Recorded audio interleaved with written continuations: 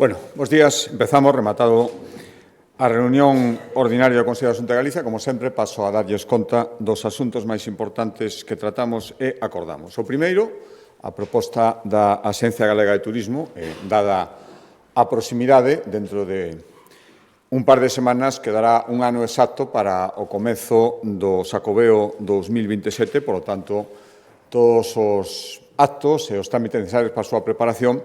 Este é o momento de tomalos, e un dos máis importantes foi o que hoxe aprobamos en Consello da Xunta de Galicia, que lle deu luz verde o Plan Director de Patrocinios para o próximo ano Xacobeo 27, que o que busca é ordenar e estruturar todos os eventos que poidan ser susceptibles de ter un patrocinio con fondos vinculados a esta celebración.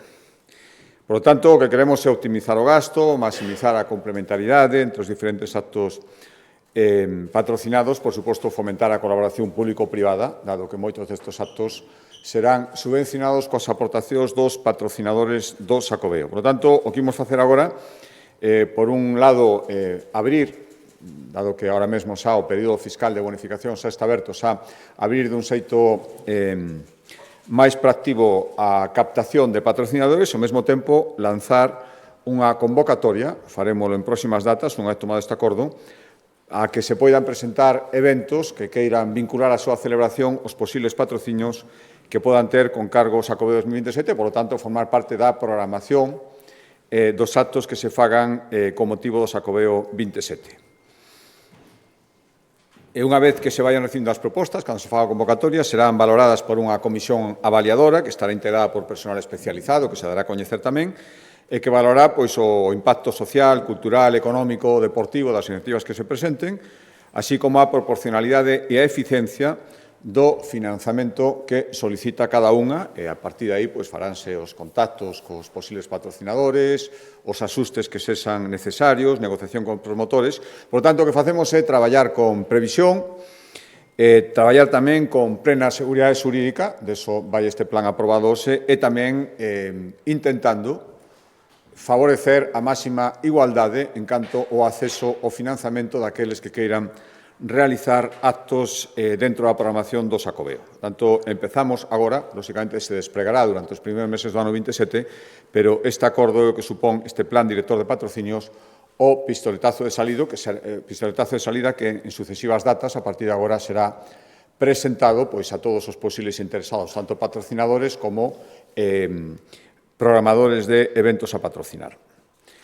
Cambio de acordo, de Consellería, a proposta da Consellería de Presidencia, hoxe fixemos, como viñemos facendo nestas últimas datas, ahora xa con datos moito máis pechados, está rematando o ano, un balance das axudas que a Xunta de Galicia convocou e foi adxudicando para reparar os danos da vaga de lumes deste brao. Hoxe avaliamos que a Xunta concedeu, a día de hoxe, 17,3 millóns de euros en axudas para os afectados, cuyo desglose é o seguinte: 67 para propietarios de vivendas, para axudas relacionadas con alugueiro temporal, con reconstrucción, rehabilitación, 67 axudas, 3,8 millóns de euros, xa están pagadas o 95% das axudas. Falta un 5% que está a expensas de diferentes trámites e justificacións parte dos propietarios, pero un 95% xa está pagado. 100% pagado as indemnizacións ás persoas que resultaron feridas, foron 20.000 euros. 15 axudas a empresas das zonas afectadas por valor de 2,2 millóns de euros. 62 achegas para tecores e outras 16 para restaurar espazos naturais que tiñan algunha protección e que arderon, 900.000 euros. Explotacións gandeiras, agrícolas e forestais, xa están aprobados 484 expedientes ou a expensas dos últimos trámites para aprobarse, entón ten unha certa complexidade, son os que máis tempo leva tramitar, pero xa digo, a mitad xa están aprobados, o resto esperamos daqui a final de ano aprobar bastantes máis, e o importe son 5,2 millóns de euros. E, por último, convenios de colaboración con 46 concellos, máis de 5 millóns de euros, todos os que solicitaron adiantamento de cartos e cumplían os requisitos xa teñen adiantados, máis da mitad xa dispoñen dos cartos necesarios que van para apoiar a restauración de bens municipais afectados, compensar os veciños que colaboran na extinción dos lumes ou financiar tarefas de control da calidad dos servicios municipais, sobre todo a calidade da auga potable. E, por último, asinamos 25 convenios con concellos e comunidades de usuarios para controlar a calidade de auga para consumo humán, cando eran traídas vecinais. Aquí investimos algo máis de 80.000 euros. Por lo tanto, insisto na cifra, máis de casi 17,5 millóns de euros, unha parte moi importante xa pagada ou a espera de trámites administrativos que na súa maioría xa non dependen da Xunta de Galicia, sino de cumplimentación dunha serie de trámites por parte dos beneficiados e teño que volver a facer, como tanto cumplimos o compromiso de eficacia e de rapidez a que nos comprometimos, que ademais agardamos que estes 15 días se poida avanzar tamén bastante, non podemos chegar ao 100% en todas as axudas, pero sí que nos acercaremos bastante na maioría delas. As únicas axudas, teño que recordar, do Goberno Central, convocadas a día de hoxe, son as dedicadas a gandeiros e agricultores, menos de 15 días dende que se convocaron e, bueno, a parte da celeridade na tramitación, a diferencia, son axudas que como máximo chegan a 10.000 euros, as de axudas a gandeiros e agricultores convocadas pola Xunta de Galicia poden chegar ata os 200.000. Cambio de Consellería de Acordo, a proposta da Consellería de Cultura, hoxe acordamos convocar as axudas, incrementando máis un 16% respecto á anterior convocatoria, axudas para a produción de proxectos audiovisuais galegos no ano 2026. O audiovisual galego está vivindo un dos seus mellores momentos, Xirat é o mellor expoñente, pero hai outros moitos e a todos queremos intentar axudar e, polo tanto, serán 3,5 millóns de euros as que dedicaremos a axudas a producións audiovisuais galegas durante o ano 2026, que irán tanto para longametraxes, de ficción, de animación, documentais, curtas ou series de televisión. A proposta da Consellería de Medio Ambiente, dous acordos, un ten que ver coas axudas que lle damos aos concellos para que poidan cumprir coas súas obrigas en canto a saneamento e depuración municipal. De feito, dos 152 millóns de euros que vai haber nos orzamentos de 2026 para Augas de Galicia, o 70%, 109, van dirixidos a colaborar cos concellos. E este acordo vai nese sentido. Os acordamos asinar un convenio co Concello de San Cristóbal de Cea para renovar e poñer en marcha novamente, a día de hoxe non está funcionando, a depuradora de augas residuais. É algo máis de 1 millón de euros. Son as instalacións que levan tempo paradas co conseguinte deterioro e que, ademais, tiñan bastantes deficiencias. Hai que dotarlas de tecnoloxía para ser máis eficientes. Este 1 millón de euros vai para esa finalidade e volvela a poñer a funcionamento a pleno rendimento e a plena eficacia. Outro acordo da Consellería de Medio Ambiente, hoxe acordamos destinar 2 millóns de euros para seguir colaborando cos concellos para que tomen medidas dirixidas a paliar as consecuencias do cambio climático, das diferencias de temperaturas, a mitigar eses efectos, pois plantando árbores, habilitando zonas de sombreado en parques e prazas, construindo xardíns verticais e cubertas verdes, poden ser, xa digo, 2 millóns de euros destinados aos concellos, poden recibir axudas ata 60.000 euros, e se o proxecto fora moi singular e moi específico, incluso se podría chegar a máis.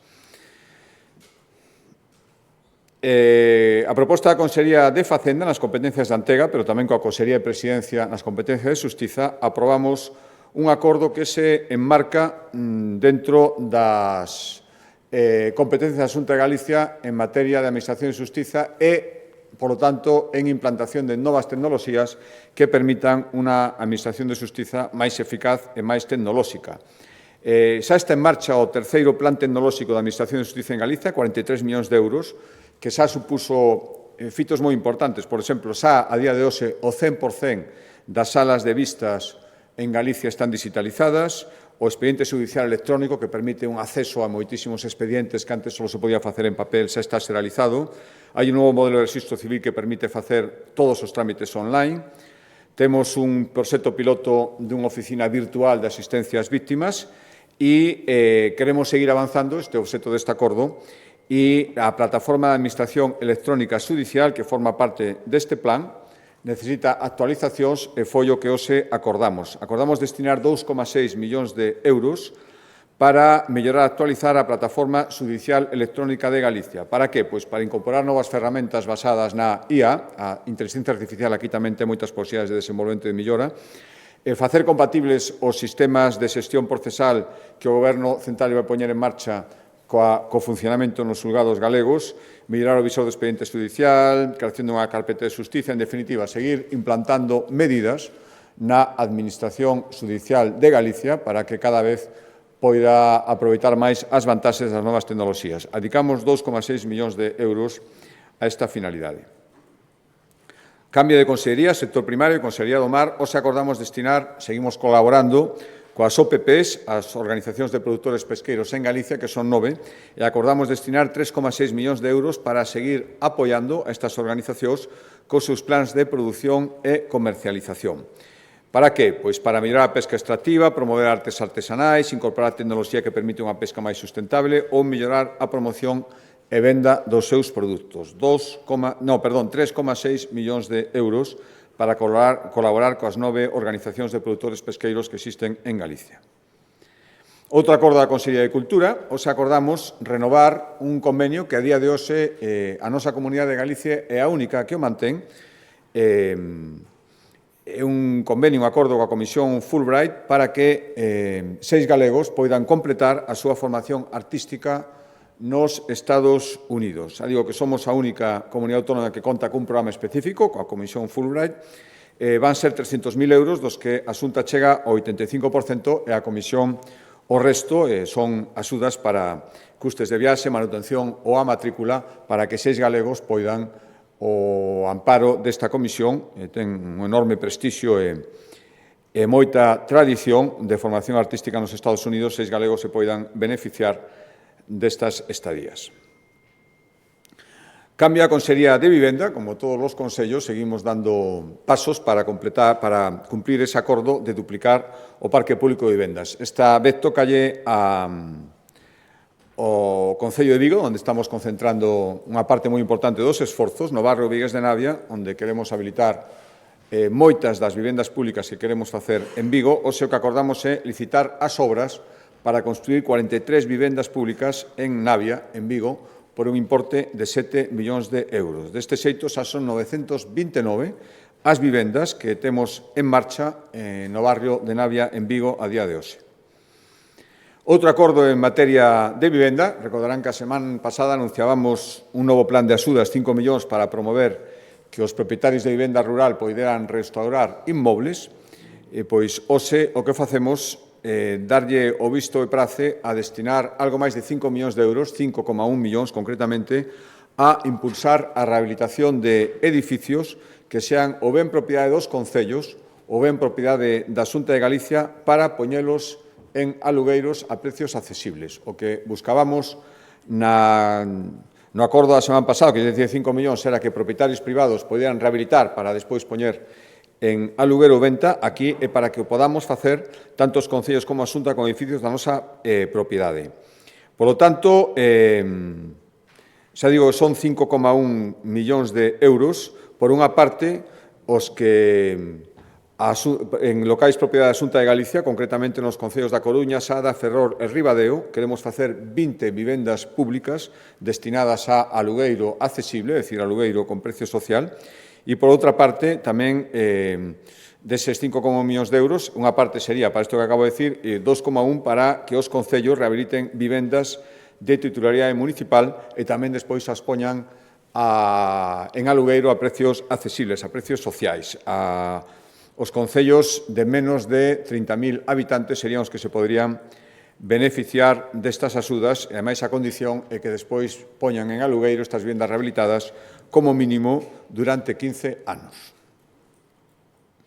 Moi ben, cambio de Consellería de Acordo, Consellería de Política Social. Hoxe acordamos destinar, aumentando un 50% o que destináramos na última edición, destinar 855.000 euros para, no ano 2026, axudar as entidades que prestan apoio ás mulleres víctimas de trata ou de explotación sexual. 675.000 para a recuperación e integración sociolaboral das víctimas, queremos chegar a 900 mulleres, e a outra línea, 180.000 euros para a prevención, medidas de prevención e medidas de apoio directo, primeiro apoio moitas veces a estas mulleres para que salgan da súa situación de explotación ou trata. Son 180.000 euros e queremos chegar con estas pequenas axudas moi directas ao redor de 3.000 mulleres.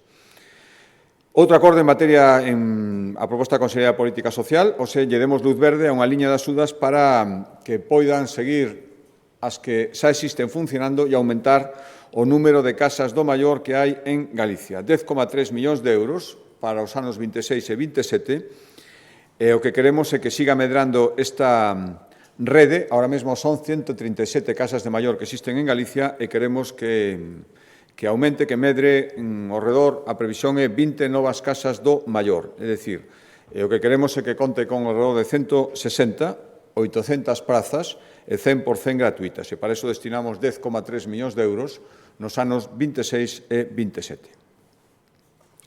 Outro acorde en materia de política social, a semana pasada, a proposta da Consellería de Sanidade, aprobamos a dotación para construir un novo centro de saúde no Concello de Mos, que iba a estar nas antigas instalacións do Hospital Psiquiátrico do Rebullón. Iba a ocupar unha parte e agora traemos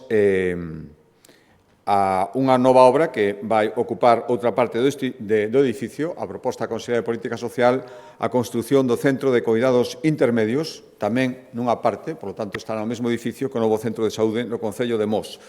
Os dous no antigo Hospital Psiquiátrico de Rebullón. O investimento para este Centro de Coidados Intermedios van ser 11,6 millóns de euros. Estes centros son centros públicos que buscan atender a persoas maiores que reciben unha alta hospitalaria, é dicir, xa non necesitan estar no hospital, pero tampouco están no estado necesario para poder irse ao seu fogar, se estaban nunha residencia, porque siguen necesitando coidados específicos de certa complexidade. Por lo tanto, se lles evita ter que estar nun hospital, pero, por outro lado, están nesta fase intermedia atendidos neste centro. E, por lo tanto, se les facilita a recuperación, sobre todo despois de posoperatorios, rehabilitacións complexas, vai ter capacidade para 58 persoas e a previsión, despois do acordo de hoxe, é iniciar as obras como moi tarde no segundo semestre do 26 e telas completadas en 18 meses. Hai que facer a licitación e todo e que poidan empezar antes de que remate a primeira mitad do ano 2026. Consellería de Educación, cambio de acordo dentro do plan de infraestructuras universitarias, 40 millóns de euros ata o ano 2026. Hai unhas semanas aprobábamos aquí infraestructuras deste plan para que executaran as universidades de Santiago e de Vigo por 7,2 millóns de euros.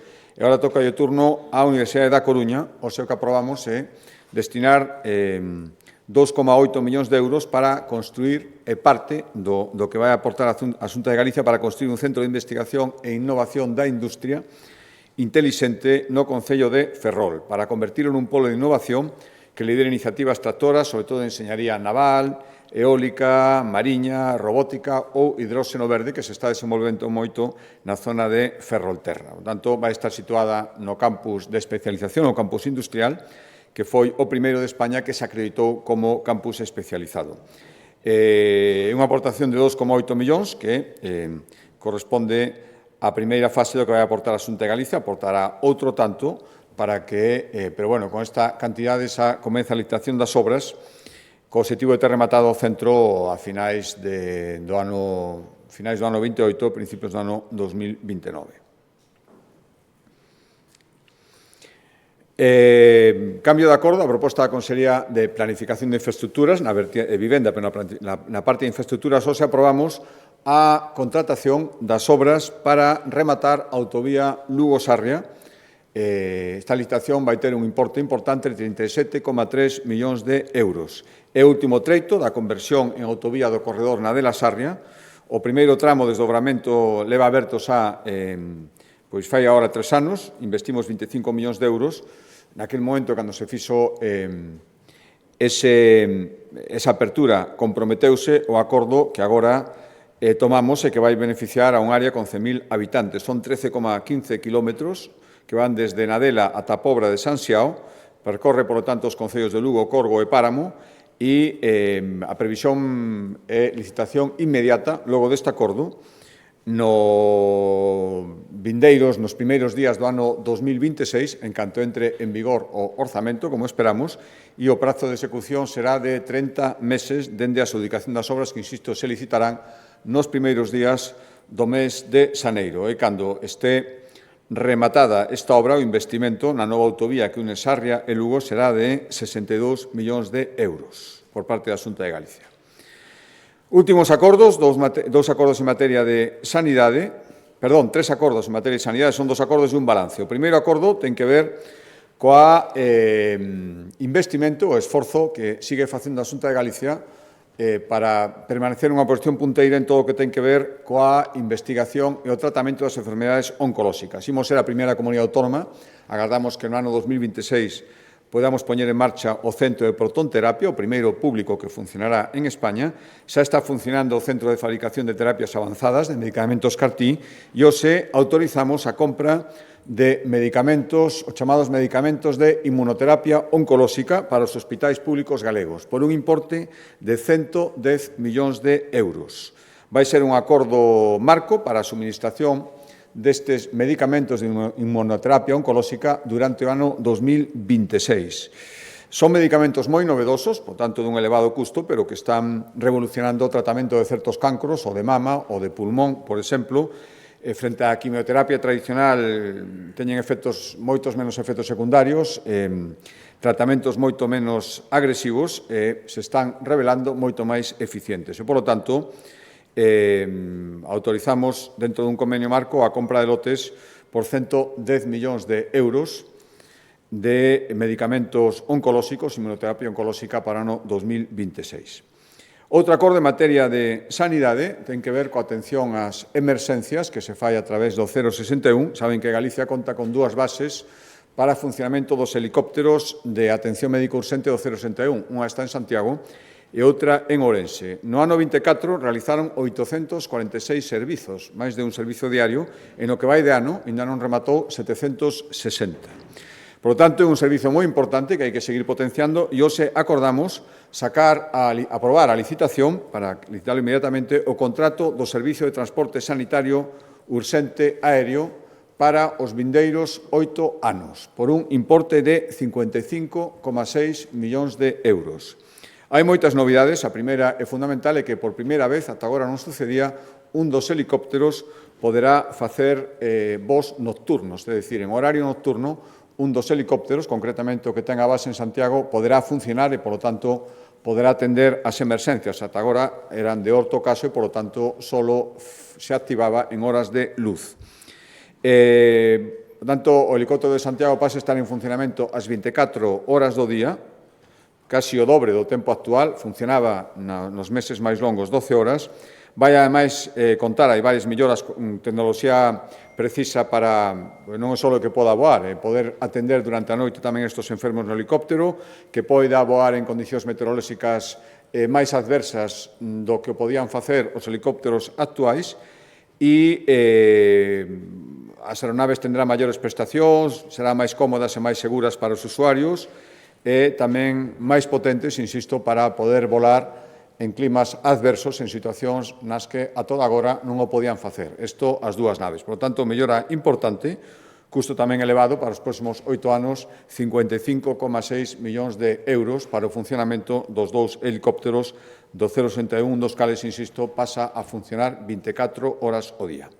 O último acordo en materia de sanidade decía que non era un acordo, é un balanzo sobre os efectos da folga convocada a nivel nacional e por decisións tomadas polo Ministerio de Sanidade dos médicos, do persoal médico. Xa digo, paro nacional en protesta polo Estatuto Marco que está elaborado o Goberno Central, como vostedes coñecen, e que, lóxicamente, tuvo repercusión, efectos en toda a sanidade a nivel nacional e, por lo tanto, tamén na sanidade galega. Lóxicamente, o Servicio Galego de Saúde realizou as súas previsións de planificación e organización. Foi posible manter toda a actividade urxente e a vencellada aos pacientes chamados de prioridade 1, que son aqueles que teñen que ser operados en menos dun mes, Pero, malia todo, lóxicamente, producíronse efectos non desesados e houbo que cancelar parte da actividade programada. Os datos hoxe avaliados polo Consello, presentados pola Consellería de Sanidade, indican que os 4 días de folga nacional obrigaron a suspender, non chegou, pero preto de 60.000 procesos sanitarios no Servicio Galego de Saúde, na Sanidade Pública de Galicia, 1.100 cirurxías, casi 3.000, 2.900 probas diagnósticas, 27.800 consultas hospitalarias e 27.200 consultas de atención primaria. Pois ben, das 1.100 cirurxías suspendidas, algo máis da metade, o 54%, xa están reprogramadas e vanse facer esta mesma semana que hoxe comeza, e a previsión é que o resto, ata chegar ao 100%, poida estar realizada antes de que remate o ano 2026. Tanto, fixemos a planificación, podemos facer respecto ás cirurxías, era o máis urxente esta reprogramación, pero, lóxicamente, volvemos a facer un chamamento, igual que fixo a Xunta de Galicia, a Consellería de Sanidade, respecto á folga que estaba convocada a nivel autonómico, hai unhas semanas ao Ministerio para que fa un esforzo e se chegue a un acordo. Estamos vendo a repercusión de 4 días e recordo que están convocados paros para o mes de xaneiro outra vez en toda España, por tanto, pedimos ao Ministerio que faga un esforzo de negociación e tamén a outra parte e que se chegue a un acordo porque, volvo a decir, en 4 días vostedes acaban de comprobar as cifras e a repercusión que esta folga supuso. Último acordo que explicará a Consellería de Economía e Industria máis polo miúdo ten que ver con un tema fundamental que é a necesaria planificación eléctrica, competencia estatal, pero que afecta moi directamente o desenvolvemento económico e industrial de cada comunidade autónoma. Galicia necesita infraestructuras eléctricas modernas e adaptadas ao noso tecido industrial, o actual e tamén o crecemento que prevemos no futuro. Agora mesmo hai máis dunha dúcia de proxectos estratégicos que siguen pendentes, non teñen asegurada, a día de hoxe, a cobertura das súas necesidades en materia de abastecemento e potencia enerxética. Estamos, ademais, nunha transición verde na que a enerxía verde, temos dito moitas veces, cada vez vai ser máis demandada e, polo tanto, debe estar cada vez máis planificada. Non é de recibo que volvamos a ver como unha nova discriminación a hora de planificar. Acabamos de ver nas asignacións que nos fai o Goberno Central respecto ás melloras previstas na rede eléctrica para o período 25-30. Por tanto, hoxe o que acordamos, explicará a conselleira, é presentar alegacións á proposta que coñecimos no Ministerio para a nova planificación eléctrica 2025-2030, que apenas reserva menos dun 3%, un 2,7, 2,8, do investimento total que pensan facer a nivel nacional non chega ao 3% para Galicia. É dicir, dos máis de 13.122 millóns previstos nesta planificación, solo 367 serían para Galicia e deles solo 215 para novas actuacións. Decía que, aparte de outras necesidades, hai máis dunha dúcia de proxectos declarados estratégicos pola Xunta de Galicia con creación de centos de postos de traballo que deberían ser atendidos e que, dende logo, non poderán serlo con esta planificación. E os novos megavatios para Galicia non chegan a 2.000 frente aos 8.000 que solicita a Xunta de Galicia por ser absolutamente necesarios e urxentes. Pero, para máis detalle, dou a palabra á conselleira.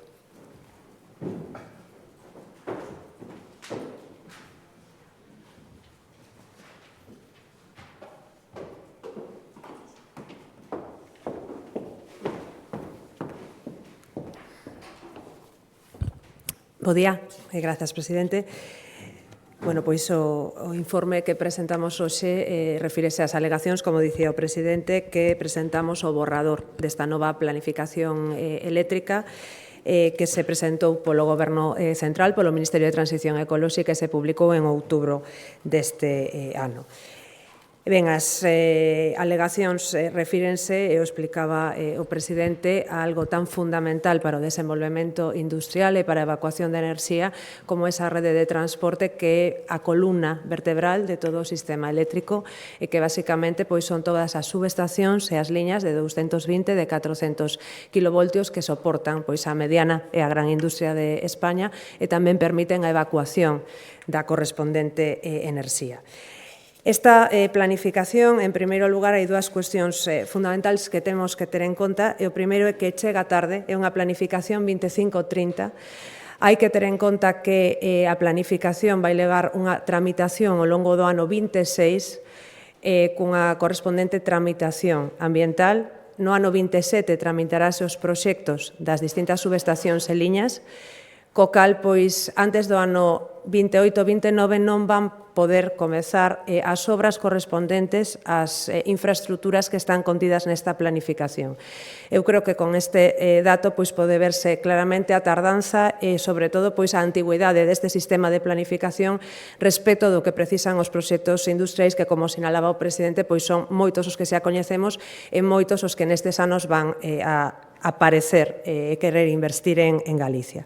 E o segundo dato sobre a planificación é que unha planificación, ademais de tardía, é lenta e insuficiente. É insuficiente polo que vou explicar agora, tanto polos megavatios como pola cuantía económica que se inviste en Galicia do total que o Goberno central pois ten manifestado que vai investir na planificación eléctrica nacional.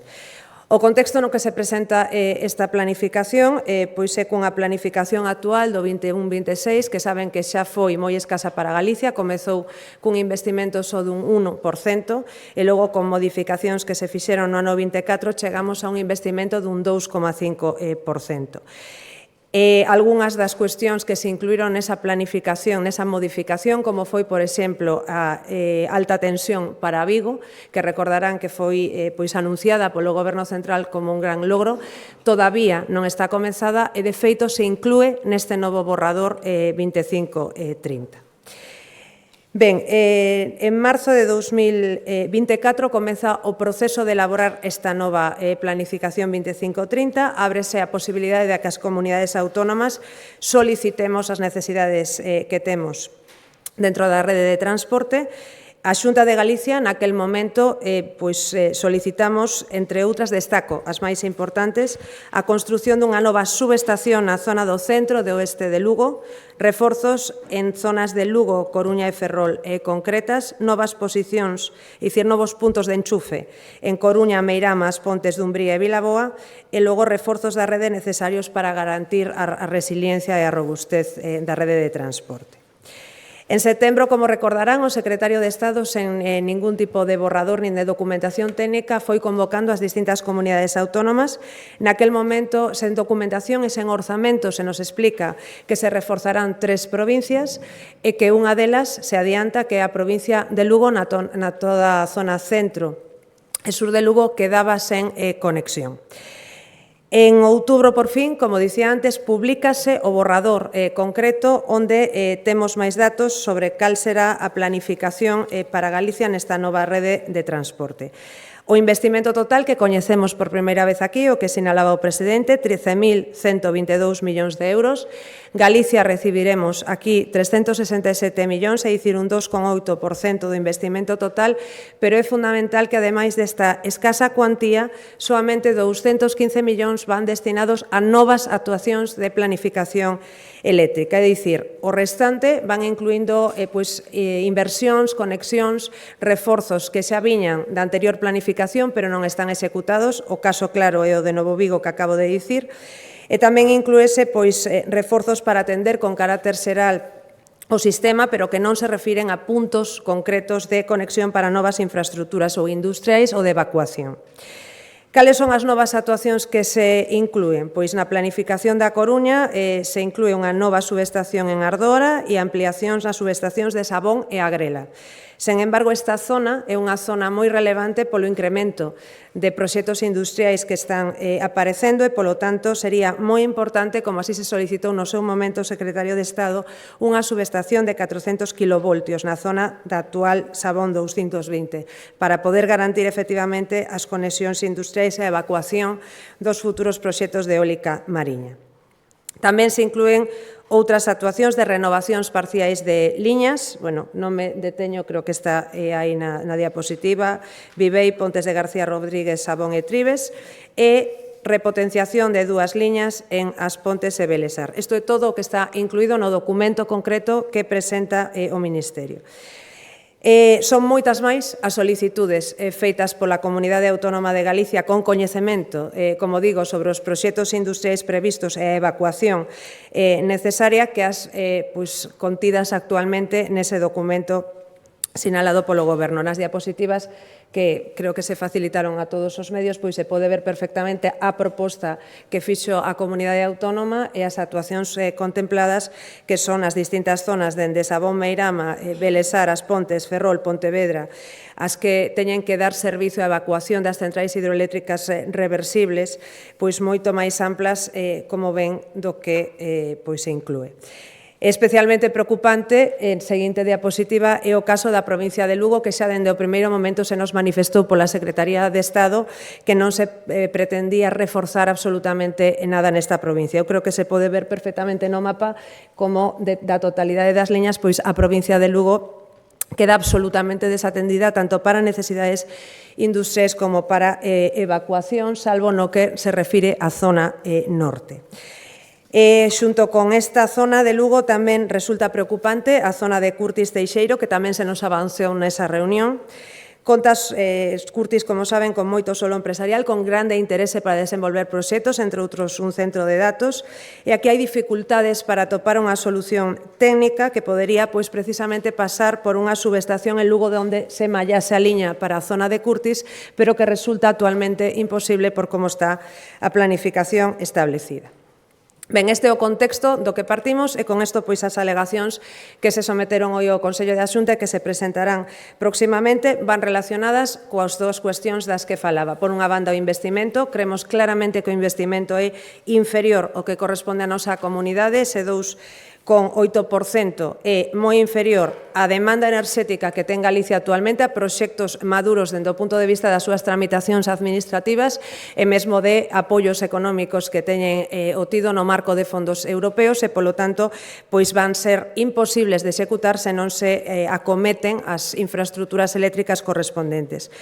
E, por outra banda, tamén é moi baixa a cuantía, tendo en conta a capacidade de produción de renovable que ten actualmente a nosa comunidade autónoma, que estamos producindo un 8,8% da xeración eléctrica a nivel nacional, co cal pois demandamos como a mínimo un 6,7% dese total de 13.000 e pico millóns. Creemos que o lóxico, o xusto, é que ademais permitiría unha cohesión territorial adecuada xerando proxectos industriais en zonas como a provincia de Lugo, que ademais son grandes xeradores de enerxía eléctrica e, polo tanto, teñen o potencial de evacuar e de xerar enerxía para grandes proxectos industriais.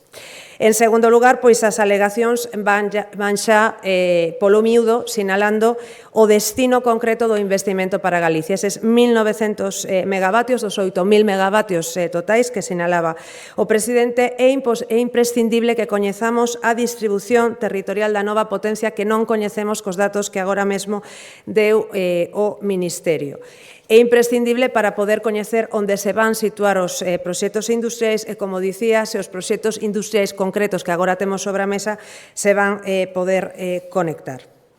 Co cal, e con isto remato, pois son unhas alegacións que demandan maior capacidade de consumo e de evacuación e que o que pretenden é que non se condene de algún xeito dende o punto de vista do desenvolvemento industrial a determinadas zonas da comunidade ou que non se fagan morrer proxectos que de non reforzarse a rede de transporte pois van ser inviables. E tendo en conta, como acabo de dicir, que é necesaria, e iso é o que estamos reclamando en primeiro lugar en todas as conferencias sectoriales, unha reforma urxente da lei do sector eléctrico que acomode de xeito simultáneo, dinámico, as inversións na rede de transporte cos distintos proxectos industriais, porque cos prazos que estamos manexeando, isto que estamos agora traballando, como digo, non vai ser unha realidade antes de 2029, co cal estamos falando de que os investimentos ou os investidores que chegan a España pois teñen que pensar en que poderán comezar a facer as operacións oportunas nas súas fábricas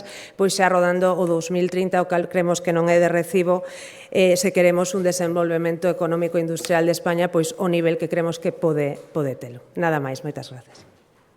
Non sei se hai cuestións. Pois gracias.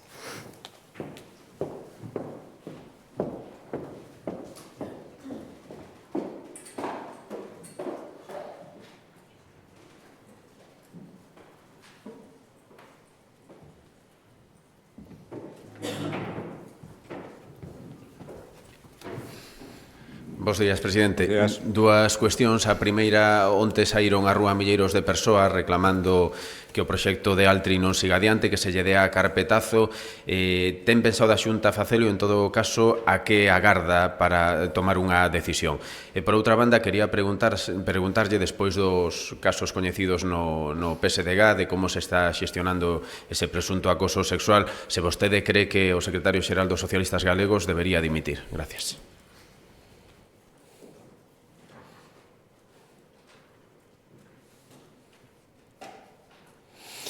Sí, respecto á primeira pregunta, vou decir o que resposto sempre ante unha pregunta lóxica despois dunha manifestación que se suele ter lugar o domingo. Eu respeto moito os manifestantes que foron de boa fe onte. Todo parece indicar que o apoio foi menor, a base de 100.000 na anterior. Non sei se non a cifra certa ou non, pero evidentemente 100.000 non houve ni moito menos na de onte, pero eu respeto os que foron de boa fe, é lóxico, despois da toda a propaganda e todo o bombardeo interesado por certas forzas políticas que hai xente que de boa fe pois pensara que tiña que estar onte ali. Por lo tanto, total respeto e tamén quero transmitirles a total tranquilidade, ou decir algo que tamén dixen moitas veces, nunca tomaremos ningunha decisión que non veña avalada polos técnicos. E, polo tanto, aquí vai seguir sendo así, e, por lo tanto, no momento en que haxa que tomala, respostando a pregunta que me facían sobre esta cuestión, sobre a cuestión deste proxecto hai unhas semanas, decía que a día de hoxe, sin financiamento, sin conexión eléctrica, acaba de explicar a conselleira, ao final é unha decisión empresarial como calquera outro proxecto que nos fiscalizaremos sempre do punto de vista do cumprimento da normativa. En todo caso, volvo a chamar a atención sobre as manifestacións das forzas políticas de sempre, que sempre se activan para que non veñan investimentos a Galicia e nunca se activan para reclamar aqueles que os que temos dereito e nos negan. Acaba de explicar a conselleira como nos enfrontamos a unha planificación eléctrica que volve a discriminar clarísimamente, e creo que de xeito indiscutible, a Galicia. Nada lle escoitei decir a este partido sobre esta cuestión. Acabamos de ver esta fin de semana como a negociación do Goberno de España centrouse en que saliran ben paradas as pesquerías no Mediterráneo a cambio probablemente de que non saísen, ni moito menos tamén, as outras pesquerías que son as que interesan a Galicia. Non escoitei a estas forzas políticas que onte tanto se manifestan dicir unha palabra. Por lo tanto, un pouco de seriedade e que os galegos xulguen o que defendemos uns e o que defenden outros. Respecto á segunda pregunta, mire, o que está claro é que hai uns exemplos de cinismo e aquí non digo eu que é mentira, é que o están dicindo outros responsables do Partido Socialista. Por lo tanto, o que teña que pasar respecto ao futuro dos cargos do Partido Socialista terá o que decidir o propio Partido Socialista, os seus órganos, pero, bueno, vendo as manifestacións, ao final o que se está vendo é que a falla de unidade, a desorganización que xa un podía adiviñar por outras cuestións, agora está saindo, e os asustes de conta, supoño, tan tradicionais do Partido Socialista, agora se están vendo en toda a súa crudeza nun tema especialmente importante. Por lo tanto, eu o que pediría é menos cinismo, máis contar a verdade, menos poñerse de perfil tamén por parte do BNG, que é o que sustenta e goberna en moitísimas administracións, empezando pola Diputación de Lugo, co Partido Socialista, respecto ás decisións e o futuro dos cargos políticos, eso terá o que decidir, insisto, os propios partidos políticos. Pero, bueno, estamos vendo que non se cortan un pelo agora de manifestarse públicamente algún representante do Partido Socialista sobre o que lle parecen os seus teóricos xefes. Bos días, presidente. Estados Unidos vende a aprobar unha nova estrategia de seguridade nacional que acusa a Unión Europea e a inmigración do borrado da civilización europea e aposta polo poder fronte á democracia liberal e a intervención de Estados Unidos en Europa. Como valora a Xunta esta nova aposta dos Estados Unidos por intervencionismo e que riscos cree que poida ter para Galicia? Pois mire, estuve, como saben, en Bruselas a semana pasada. Percibín claramente que o clima que existe ahora respecto ao novo marco financiero que se está negociando nestes momentos está moi influído sobre esta actitude de Estados Unidos e sobre a necesidade de Europa de reafirmarse prepararse para todo iso, para un novo escenario no que a relación cos Estados Unidos parece ser, porque todos estamos vendo, que non vai ser a mesma. Por lo tanto, creo que estamos nun momento de decirlle a Europa que conte moito máis cos seus territorios, esas políticas recentralizadoras, esas políticas de decir que hai que priorizar algúns sectores que pode ser non discutible en estes momentos, pero non a costa claramente dos outros que tamén son importantes, isto que estamos discutindo agora mesmo. Por lo tanto, creo que esa posición de Estados Unidos obriganos a replantearnos moitas cousas. Europa debe ser agora máis Europa, debe ter as cousas máis claras e debe estar máis unida que nunca. Boa tarde. Eu quería volver sobre os presuntos casos de acoso sexual no Partido Socialista.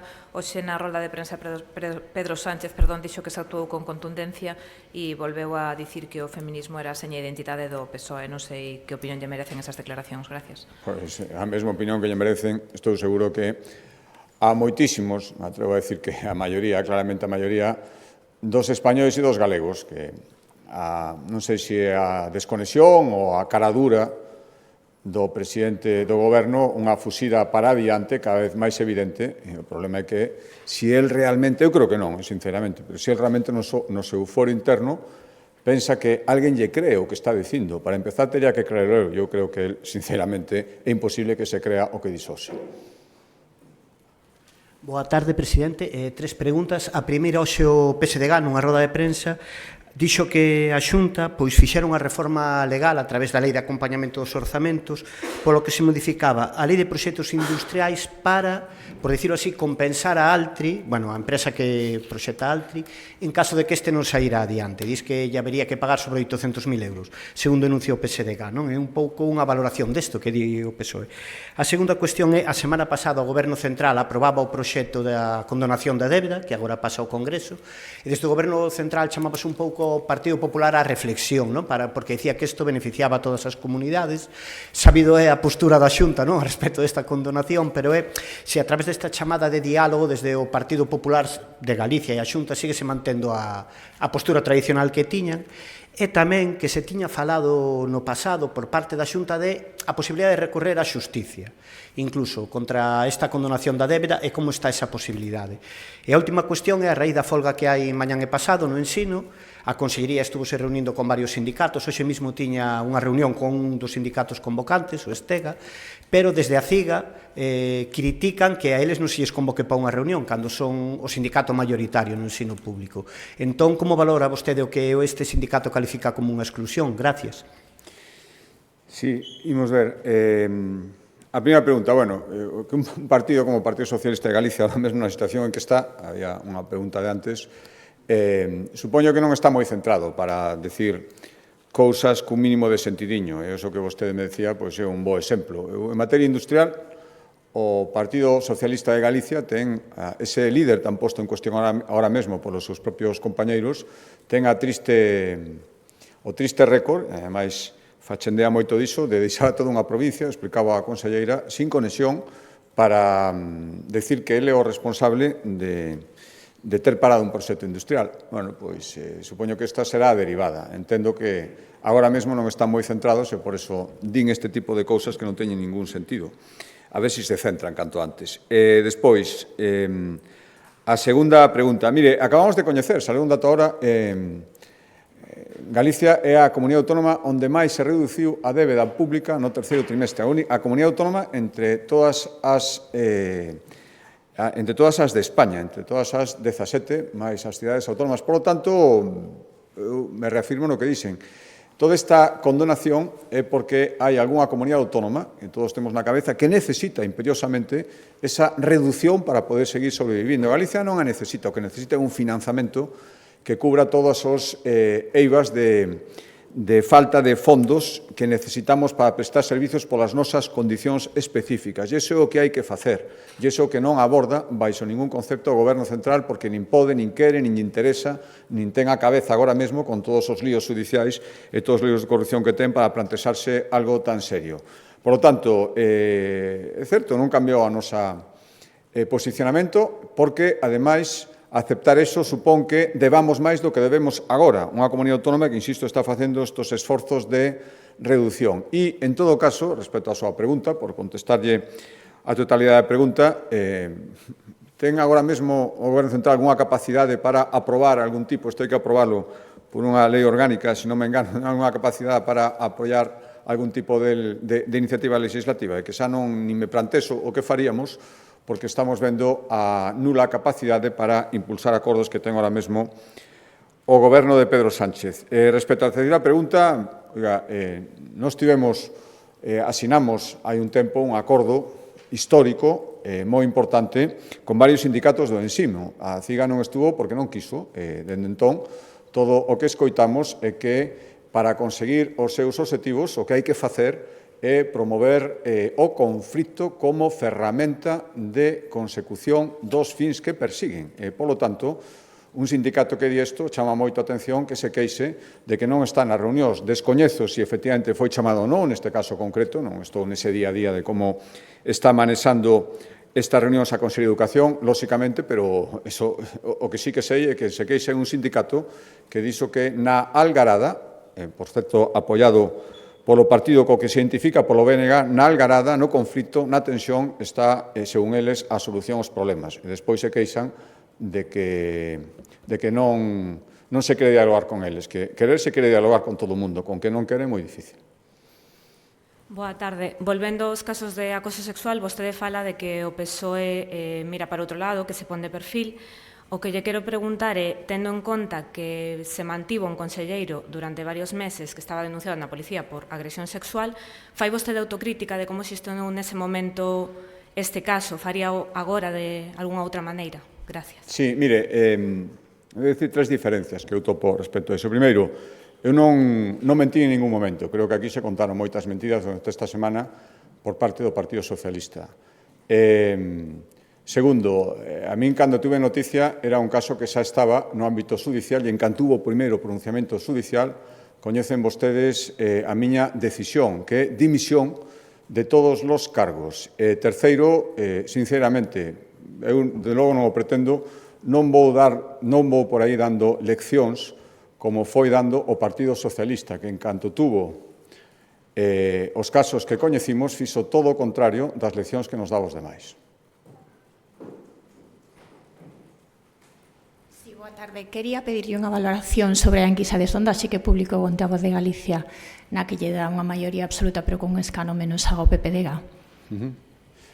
Bueno, tendo en conta que estamos a mitad de legislatura, pois o difícil que é o día a día, eu celebro certamente uns resultados que, por suposto, que aspiro a mellorar, pero creo que pensar que os galegos, nestes momentos onde as maiorías son tan complicadas, que os galegos, casi 2 anos despois, sigan pensando que o labor do Goberno da Xunta merece a confianza por maioría absoluta, eso estimula moito para seguir intentando facelo ben e para mellorar, con toda humildade. É unha enquisa, pero, lóxicamente, eu prefiro que a enquisa diga que seguimos tendo unha confianza mayoritaria que o contrario, e, por lo tanto, seguiremos traballando. Os galegos apostan pola estabilidade, consideran que as cousas se están facendo razonablemente ben, por suposto, con moitas cousas que mellorar, e, por lo tanto, eu o agradezo sinceramente moito máis nestes tempos donde conseguir a confianza cidadán é tan difícil.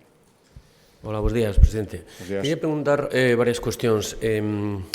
A primeira era tamén relacionada coa gran polémica da semana pasada, e é que tanto o PSOE como o BNG insisten a acusar o Partido Popular de intentar facer certo electoralismo ou aproveitarse das víctimas para sacar réditos políticos, en concreto coa Diputación de Lugo. É dicir, que agora, se antes pendía dun fío, agora máis.